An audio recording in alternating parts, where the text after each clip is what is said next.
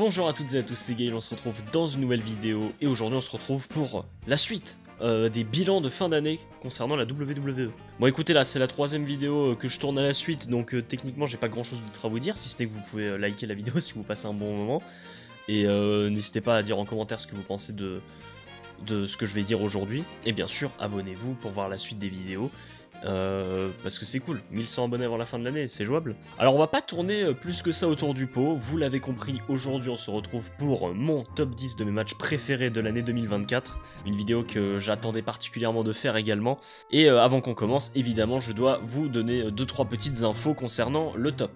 Alors dans un premier temps, il n'y a pas autant de diversité que dans mon top de l'an dernier. Faut dire que cette année, il n'y a pas autant de matchs qui m'ont marqué en fait par rapport à 2023. Je trouve qu'en termes de qualité de match pur, 2023 était un peu au-dessus de 2024. Et ouais, je sais pas, les matchs qui m'ont marqué, globalement, c'est un peu les mêmes noms qui reviennent. Et pour vous dire, je crois qu'on a à peine une dizaine de noms différents dans le top. Donc je suis vraiment désolé si vous avez l'impression que je me répète un peu, mais en même temps... c'est ma liste, voilà. Là, il n'y a pas de classement basé sur les avis des gens, non, là c'est purement subjectif. Mais donc, si ce classement ne vous représente pas, n'hésitez pas à me faire votre top dans les commentaires, votre top 3, votre match préféré, à dire pourquoi tel ou tel match mérite ou non d'être dans le top, sans insulte, sans mauvaise foi, sans dans le respect, quoi. On est tous fans de catch, donc on est tous heureux. Mais enfin, comme je disais, il n'y a pas autant de matchs qui m'ont vraiment transcendé par rapport à l'an dernier, je trouve, et notamment du côté de la division féminine. Alors, au moment où je tourne, j'ai déjà tourné la vidéo du classement des Premium Live Event, et c'est quelque chose dont je parle dans cette vidéo, c'est que par rapport à l'an dernier où il y a eu pas mal de matchs plutôt très solides du côté de la division féminine, cette année c'était un peu plus fébrile je trouve. Quand l'an dernier t'avais Rhea Ripley contre Charlotte Flair, t'as eu Io Sky contre Bianca Belair à Backlash, t'as eu Becky Lynch contre Trish Stratus dans le Steel Cage qui était vraiment super, t'as eu les triples menaces à Fastlane et à SummerSlam, il y a eu plein de très bons matchs et cette année, il n'y a pas eu grand chose qui est sorti du lot quoi. Alors je vais en évoquer quelques-uns dans les mentions honorables, mais il n'y en a qu'un seul qui est dans le top. Alors tu vas me dire, l'an dernier aussi il y en avait un seul dans le top, mais je sais pas, l'an dernier il y avait plus de matchs féminins références qui ressortaient quand même je trouve. Enfin bref, on va y venir au moment voulu. Et deux dernières petites infos, il n'y aura pas de match d'NXT parce que je n'ai tout simplement pas assez regardé NXT cette année. J'ai juste vu les deux premiers Premium Live Event en début d'année. Je sais plus si c'était les deux premiers, mais j'ai vu Stand and Deliver et Vengeance. C'était Vengeance au début d'année je crois. C'est les deux seuls que j'ai vus. Il y a eu des super matchs certes, Trick Williams contre Ilya Dragunov, il y a eu le 2 contre 2 Baron Corbin Braun Breaker contre Nathan Fraser et Axiom qui était vraiment lourd, mais je sais pas, je me voyais pas forcément les mettre dans ce top, sachant que j'ai pas suffisamment regardé NXT, et je me dis que si j'avais fait passer ces matchs avant d'autres potentiels bangers d'NXT que je n'aurais pas vu, ça aurait pas été très logique quoi. Et il n'y a pas de match de Raw ou de SmackDown parce que tout simplement, déjà d'une, je ne regarde pas les weekly, parce que je n'en ai pas l'occasion, et en plus de ça, il y a toujours ce petit truc qui casse un peu le rythme dans les weekly, c'est le fait que t'as les coupures publicitaires qui viennent à casser le rythme du match, et forcément ça me donne un coup sur la qualité. Même s'il y a eu des très grands matchs, hein, j'aurais pu mettre Ilya Dragunov contre Ricochet que j'avais vu cette année qui était fantastique, mais honnêtement je sais pas, les coupures publicitaires et tout ça, c'est pas mon dada. Donc on va de ce pas commencer avec quelques petites mentions honorables des matchs qui auraient pu éventuellement rentrer dans ce top, ou alors juste des matchs que j'ai envie d'évoquer parce qu'ils m'ont plu. Tout d'abord, je vais parler de Backlash parce qu'il y a 3 matchs de Backlash que j'ai mis dans les mentions honorables. Tout d'abord, le triple menace entre Bayley, Tiffany Stratton et Naomi, qui est l'un des très bons matchs féminins de cette année. Et là, maintenant que je vois mon top, je me dis qu'il y avait peut-être moyen de le faire rentrer quand même celui-là. Mais ça va aller dans les mentions honorables quand même, c'était un excellent match à voir absolument je trouve. Et dans la même veine, du côté de Backlash toujours, on a Kevin Owens et Randy Orton contre la Bloodline qui avait ouvert le show. Vous savez très bien que c'est ce genre de match que j'aime beaucoup, c'est la même stipulation qui avait fait top 1 de mon classement l'an passé. Mais celui-là n'a pas été autant un coup de cœur que le match de Payback l'an dernier. Et ouais, donc je le mets pas dans ce top, mais très très solide. Et l'autre coup de cœur que j'avais de Backlash, c'est Damien Priest contre Jey Uso. J'ai absolument adoré ce match. Mais bon, j'ai pris un peu de recul, et c'est vrai que objectivement, si on prend le match tel qu'il est, ce n'est pas non plus une hyper incroyable. C'est vraiment le public qui fait la différence. C'est l'entrée de Jey Uso aussi qui joue beaucoup. Mais voilà, petite place dans les mentions honorables, c'est déjà pas mal. L'autre match que j'ai mis dans les mentions honorables, je l'ai vraiment mis dans les mentions honorables parce que j'avais envie de le mentionner, parce que c'est un des rares matchs féminins que j'ai beaucoup aimé cette année. C'est Liv Morgan contre Becky Lynch à King and Queen of the Ring. Je sais pas trop ce que les gens pensent de ce match au global, mais personnellement j'avais énormément aimé ce match. Je le mets un peu au-dessus du match entre Rhea Ripley et Becky Lynch à WrestleMania. Peut-être qu'on va me prendre pour un cinglé en disant ça, mais figurez-vous que j'avais beaucoup aimé la façon dont Liv Morgan avait été présentée dans ce match, où on voyait quand les prémices de son tout nouveau personnage avec Dominic Mysterio et tout. Et en plus elle prend le titre à la fin, donc c'était plutôt sympa. Et j'ai deux derniers matchs à vous présenter dans ces mentions honorables, deux matchs qui viennent de WrestleMania. Et je risque de me faire taper sur les doigts pour ne pas avoir mis ces deux matchs dans le top. Tout d'abord, le triple menace entre Kevin Owens, Randy Orton et Logan Paul. C'était vraiment bien. C'était hyper rythmé, la storyline, tout ça, c'était très cool. Mais déjà mon mood était un peu cassé quand j'ai vu ce match à ce moment-là. Et il y a d'autres matchs que j'avais envie de mettre en lumière plus que celui-là, même si c'est un match que j'aime beaucoup. Mais voilà, j'espère que vous m'en tiendrez pas rigueur. Et je pense que ça vous fera moins réagir que ce prochain match que je mets dans les mentions honorables. Je suis désolé d'avance, mais Gunther contre Sami Zayn sera seulement dans les mentions honorables pour moi. C'est un excellent match, je le reconnais, je le dirai toujours haut et fort, et c'est un match que je recommanderais à tout le monde. In-ring c'est excellent, il y a le gros feel-good moment avec Sami Zayn à la fin, le finish qui est phénoménal. Mais en fait le truc, c'est ce que je disais dans la vidéo du classement des Premium Live Events, c'est que on s'attendait à avoir un giga banger, et le truc c'est qu'on n'a pas été particulièrement surpris. Et ça n'a pas été un giga coup de cœur pour moi. Alors j'ai versé ma petite larme quand Sami Zayn a gagné, oui bien sûr. Mais c'est pas un match qui m'a vraiment transcendé par rapport à beaucoup d'autres qui sont dans ce top 10. Donc je suis désolé, je reconnais que c'est un match immense et je pense qu'il serait 11ème de mon classement. Mais voilà, je suis désolé. Puis en plus, le premier match de la liste, je sais qu'objectivement il est moins bon, mais j'en ai rien à faire. Voilà, c'est pas grave.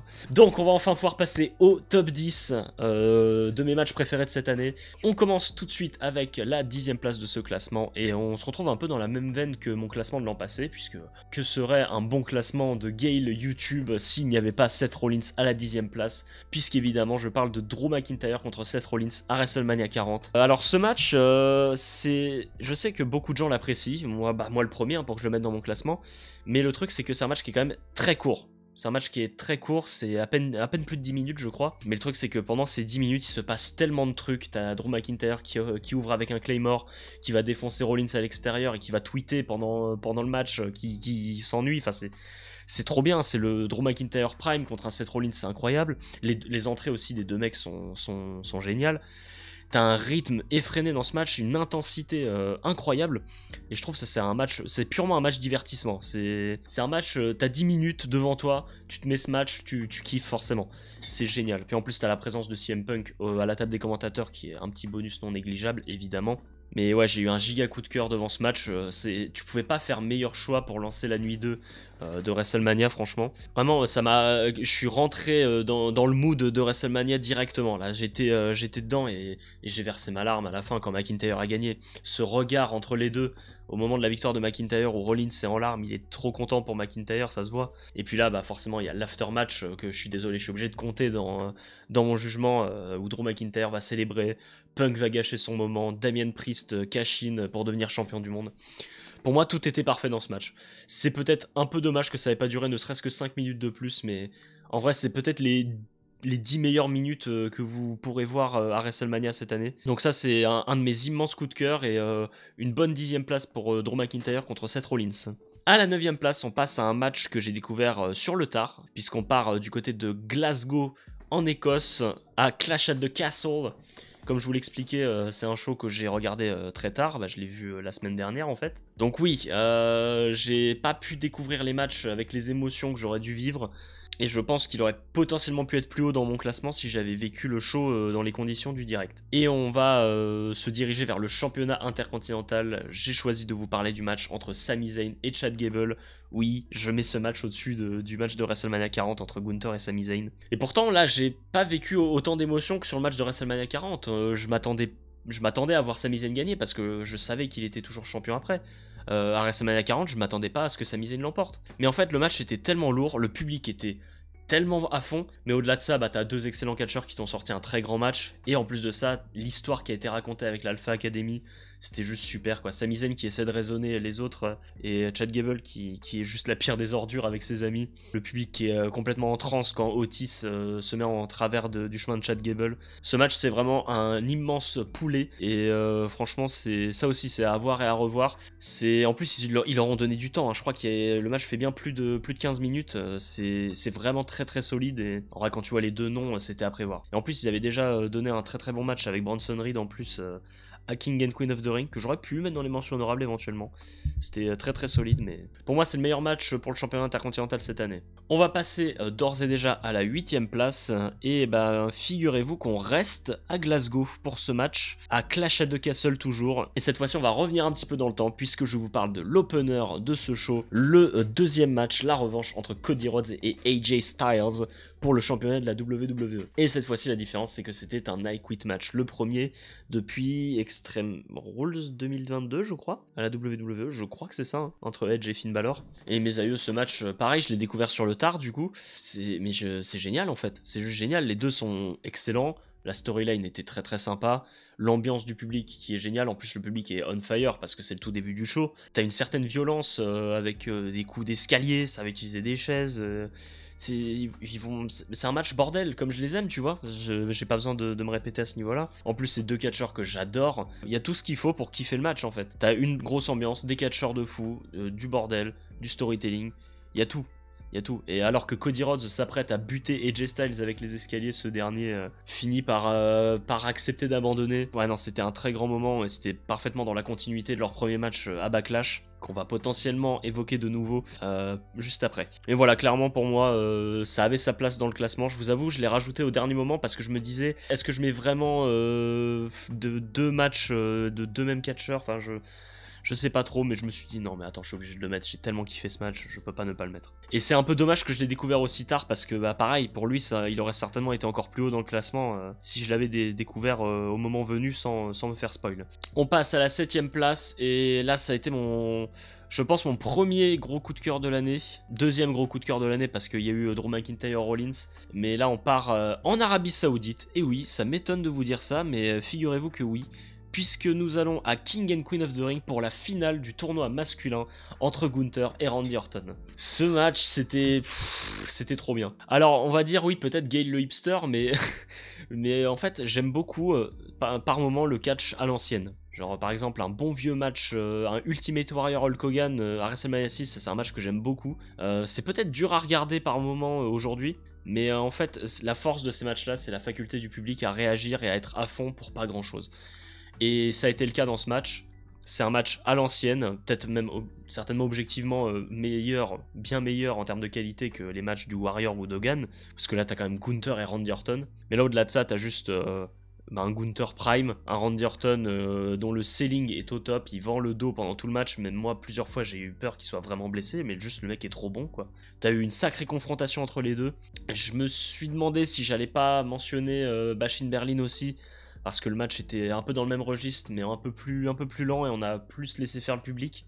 Mais ouais, je pense qu'avec le recul, j'ai préféré ce match de King and Queen of the Ring, parce que plus court, un peu plus intense, et je sais pas, l'enjeu était différent. Même s'il y avait le championnat du monde en jeu à Bashin Berlin, ce match paraissait plus important. Je sais pas comment vous décrire ça, mais ouais, ça a été un immense coup de cœur ce match, parce que j'ai été à fond, j'ai été embarqué dans le truc. Un match où on va pas forcément se précipiter et faire des grosses fioritures sur le ring. C'est juste du catch, comme on l'aime. Et qu'est-ce que ça fait plaisir. Et bonne 7ème place. Je l'avais imaginé plus haut, je crois que je l'avais mis 5ème dans une première liste, mais il y a deux autres matchs qui, avec le recul pour moi, sont au-dessus. Et on va y venir dès maintenant. À la 6ème place. Ça, ouais, là aussi un de mes gros coups de cœur de l'année. Pour moi, le meilleur match de SummerSlam. On part dans le pré-main event. avec ce match où le champion du monde Damien Priest défendait contre Gunther justement, qui venait de remporter le King of the Ring. Et super match encore là. C'est une superbe histoire qui a été racontée, une grosse opposition entre deux powerhouse. Damien Priest, j'adore le style de catch de Damien Priest, honnêtement.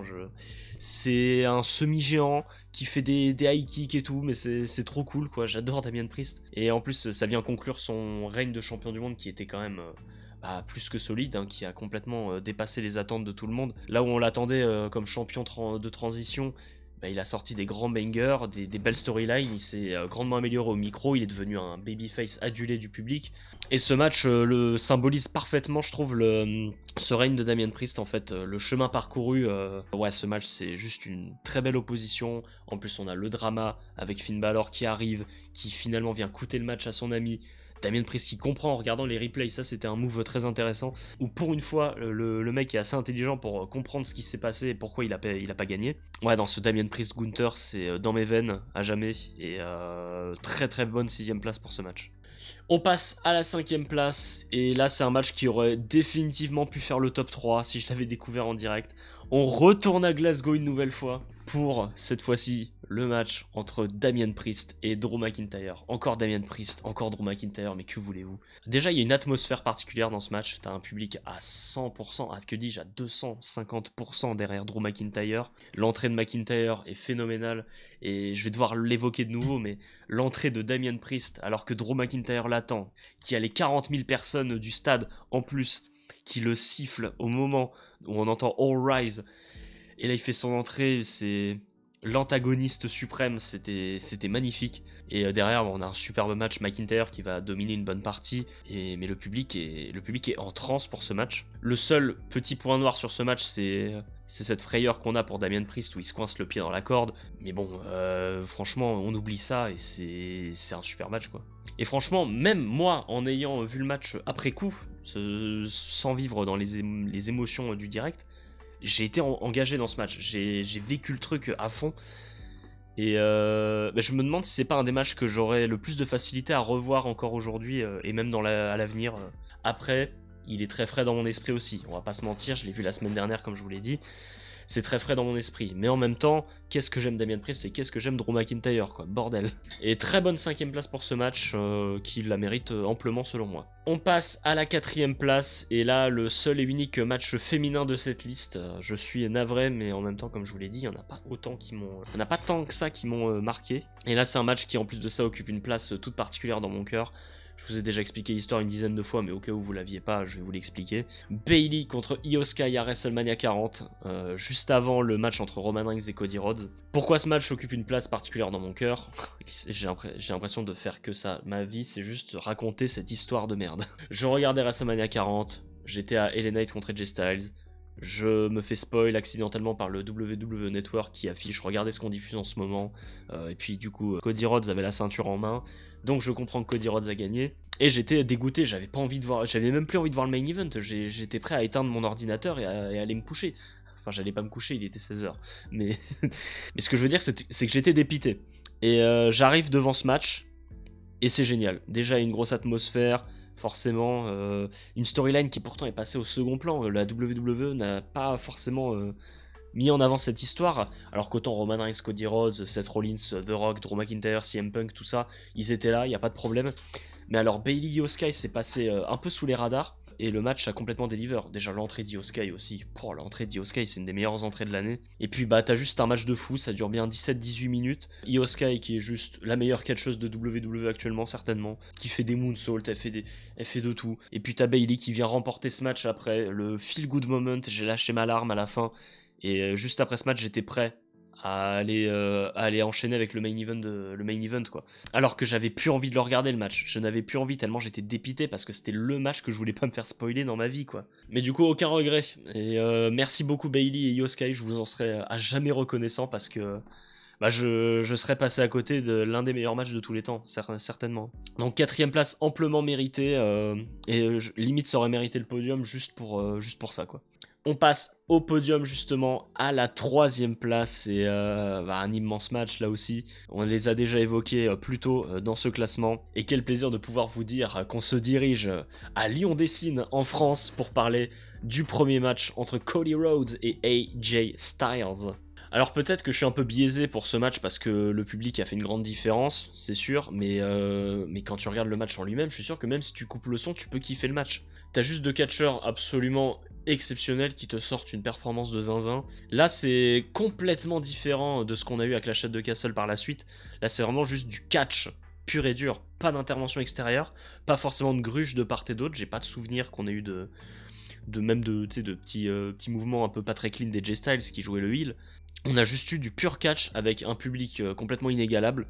La caméra qui tremblait pendant qu'AJ Styles était annoncé par Samantha Irvine. Enfin, c'était énorme, quoi. C'était énorme. Et nous, en plus, on a vécu ça en direct sur ma chaîne YouTube, en live react.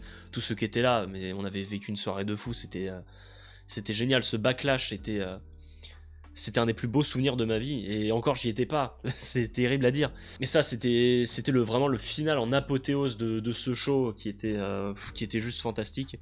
Le truc, c'est que t'as eu deux autres matchs qui ont été tellement immenses que je peux pas le mettre premier, quoi. Mais dans une autre dimension, une autre année, il aurait été forcément premier. Le truc, c'est quoi, il y a deux autres matchs qui l'ont surclassé pour moi cette année. Que ce soit en termes d'émotion ou juste de qualité brute. Enfin, qualité brute, hein, c'est dur à dire quand même. Parce qu'en termes de catch pur, je pense que dans le top 3, c'est peut-être le meilleur des trois. C'est à débattre. Enfin voilà, je pense que vous viendrez pas m'attraper par le col pour me dire que Cody Rhodes et AJ Styles ne méritent pas leur place. Ce n'est pas vrai. Et c'est, match immense à Backlash. Qu'il faut voir dans sa vie, absolument. Et là, ça y est, on arrive. C'est les problèmes. Parce qu'il reste deux matchs. Vous vous doutez certainement desquels il reste. C'est certainement les deux plus gros matchs de l'année. Les deux matchs qui ont fait le plus parler. Et j'ai mis beaucoup de temps à me décider. Beaucoup de temps, c'est un bien grand mot quand même, parce que j'avais déjà une idée de ce que je voulais mettre en premier. Mais ça n'a pas été évident. Mais il y a plusieurs raisons qui m'ont fait faire mon choix. Et à la deuxième place, c'est terrible à dire que ce soit deuxième, mais ça mériterait premier tous les jours. Ça mériterait même... Mais bref. Drew McIntyre contre CM Punk à Bad Blood, ce sera mon numéro 2. Je pense qu'il n'y a pas grand chose à redire sur ce match. C'est juste l'un des plus grands matchs de tous les temps, certainement, si on est purement objectif. Ça vient terminer une rivalité qui était clairement une des meilleures de la décennie, si ce n'est la meilleure actuellement. Et tu viens terminer ça dans une violence absolument incroyable qu'on ne voyait plus à la WWE. Je pense que ce qui s'en est rapproché le plus dernièrement... je saurais même pas te dire en fait. C'est peut-être le Street Fight de Payback l'an dernier. Et je sais pas. Hein. Mais c'est vrai que là on a eu une violence pas possible. Drew McIntyre qui est complètement out of this world, comme on dit. Qui pour moi est le meilleur catcheur de 2024 sans grande hésitation. Il a sorti une performance incroyable. En plus, sa blessure ne devait pas être aussi violente. C'était plus ou moins accidentel. Il a eu 16 points de suture après coup. Et ce bump, ce bump où il tente le Claymore et puis Punk l'esquive. Où il atterrit sur l'arête des escaliers, mais c'est atroce de faire ça, c'est atroce. Il faut pas faire ça, vraiment pas. Mais non, mais là c'est juste un des plus grands matchs qui m'a été donné de voir. Et quand je dis que en termes de global, je trouve que 2023 a donné plus de grands matchs, mais je pense que 2024, dans ces grands matchs, enfin les grands matchs de 2024 ont été au-dessus des grands matchs de 2023. Parce que là tu regardes mon top 3, je pense je le mettrais au-dessus du top 3 de l'an passé. Clairement. C'est Drew McIntyre, CM Punk, mais c'est totalement légitime de le mettre en numéro 1. Moi je le mets en 2 parce que j'ai mes raisons. Vous le savez très bien si vous me connaissez. C'est un match qui est perturbant à regarder aussi. Comme beaucoup de vieux Hell in a Cell match où t'as des bumps absolument démentiels, ça tombe du haut de la cage, des fois c'est du grand n'importe quoi. Mais là, tu retrouves cette vibe en fait. C'est limite dérangeant à regarder. Tout le sang qu'il y a, CM Punk acting excellent de CM Punk qui à la fin du match tient plus debout. On est obligé de lui apporter les masques pour respirer, tout ça. On ne voit même plus ces espèces de, je sais pas comment on appelle ça, ces protections de poignets là. Tellement il y a du sang. McIntyre je vais pas arrêter d'en parler, mais le bump de McIntyre sur les escaliers, ils avaient pas besoin de faire ça, putain de merde, vous aviez pas besoin de faire ça les mecs. Et voilà, immense respect à CM Punk et Drew McIntyre qui nous ont sorti la performance du siècle, mais ça ce sera pas le numéro 1 pour moi, je suis vraiment désolé. Le numéro 1, bah, c'était inévitable, hein, je pense que vous vous y attendiez. Malgré le spoil, tout ça, évidemment que mon numéro 1 c'était Roman Reigns contre Cody Rhodes. Le deuxième match, la revanche de WrestleMania 39. Malgré le fait que je me sois fait spoiler, que tout a failli être gâché par le putain de WWE Network, Bayley et Io Sky m'ont sauvé la vie et m'ont permis de voir ce poulet, ce match absolument légendaire. Les 20 premières minutes, je crois, où il y a juste 0 intervention, c'est Cody Rhodes contre Roman Reigns, on se régale. Et c'est pour ça aussi que j'aimerais un dernier match entre les deux, où il n'y a pas d'intervention extérieure, juste 1 contre 1, et donnez-nous le match du siècle qu'on mérite et je sais qu'ils sont capables de nous donner. Parce qu'on l'a vu à WrestleMania 39 et à WrestleMania 40, quand ils sont en 1 contre 1, ils ont une chimie parfaite, c'est un sans faute quasiment. Ce match, c'est juste un régal à regarder. Et en plus de ça, bah, c'est les Bloodline Rules, du coup c'est le bazar, ça part dans tous les sens, ça va utiliser des objets, et surtout, ces 10-15 dernières minutes, avec les interventions de tout le monde, c'est limite devenu le Royal Rumble, Solo Sikoa, John Cena, les Usos, The Rock, l'Undertaker, Seth Rollins, tout ça, c'est parti dans tous les sens. Et ce symbole à la fin de Roman Reigns qui choisit Seth Rollins plutôt que Cody Rhodes avec sa chaise, et c'est ça qui vient lui coûter le match. Le moment légendaire, finish the story, Cody Rhodes finit l'histoire et détrône Roman Reigns après 1316 jours de règne. J'ai eu beau avoir été spoilé, j'ai quand même pleuré, c'était un moment immense. Et la célébration à la fin avec tout le monde, avec la famille, le sourire de Roman Reigns au moment du tombé. Quand j'aurai des enfants, je leur montrerai ce match un jour. Je leur montrerai. Et quand ils seront un peu plus grands, je montrerai Drew McIntyre contre CM Punk. Mais ça, ce sera après. Ça, c'est après. Non, mais ce Roman Reigns Cody Rhodes, même si j'ai pas vécu autant d'émotions qu'à WrestleMania 39, si je devais faire un classement purement émotionnel, WrestleMania 39 reste au-dessus. Mais celui-ci, c'est tellement un autre niveau de storytelling et de bordel, en fait. C'est juste parti dans tous les sens. Ça n'avait plus aucun sens, mais à ce niveau-là, on n'en avait plus rien à faire, quoi. C'est le 40e WrestleMania. Roman Reigns, c'est la fin de son règne. Allez, on fait les choses jusqu'au bout. Même si, honnêtement, pour la fin du règne de Roman Reigns, j'espérais voir un match 1 contre 1 contre Cody Rhodes, une vraie bagarre entre les deux, sans intervention extérieure. Franchement, on s'en fout. Franchement, on s'en fout parce que qu'est-ce qu'on a kiffé, qu'est-ce qu'on a rêvé ce soir-là. Et encore aujourd'hui, on revoit les images, mais c'est toujours les mêmes frissons, toujours les mêmes émotions. Et bah ça, c'est la WWE dans toute sa splendeur. Et pendant ces moments-là, t'oublies tes problèmes. Et tu kiffes juste le catch. Et merci la WWE. Et bah première place largement méritée pour ma part, hein. Peut-être que pour beaucoup il est pas aussi haut. Je comprendrais totalement qu'on mette Drew McIntyre contre Punk en numéro 1. Je comprendrais aussi qu'on mette Cody Rhodes contre AJ Styles, ou même Gunther contre Sami Zayn. Mais de toute façon, on a chacun nos avis. Et même si votre match préféré c'est Nia Jax contre Bayley à Bad Blood, mais allez-y, mais grand bien vous fasse. De toute façon, à la fin, on est tous fans de catch, donc on est tous potes. N'est-ce pas une belle morale, ça? Voilà, quel que soit votre match préféré, on vous aime tous à votre juste valeur. Et c'est ça qui est le plus important. Je suis parti un peu trop dans l'émotionnel pour cette fin de vidéo. Est-ce que ça valait le coup? Je ne sais pas. Mais en tout cas, on s'est bien amusé. J'espère que la vidéo vous a plu. Si c'est le cas, mettez un petit like. Bien sûr, hein, si vous passez un bon moment, c'est très important quand même. Et surtout, le plus important, abonnez-vous en masse. On doit passer les 1100 abonnés avant la fin de l'année. Je pense que c'est jouable. Vous en êtes capable. Vous êtes les GOATs, comme on dit chez les Jones. Et sur ce, on se retrouve dans de prochaines vidéos. C'était Gail. Arrivederci!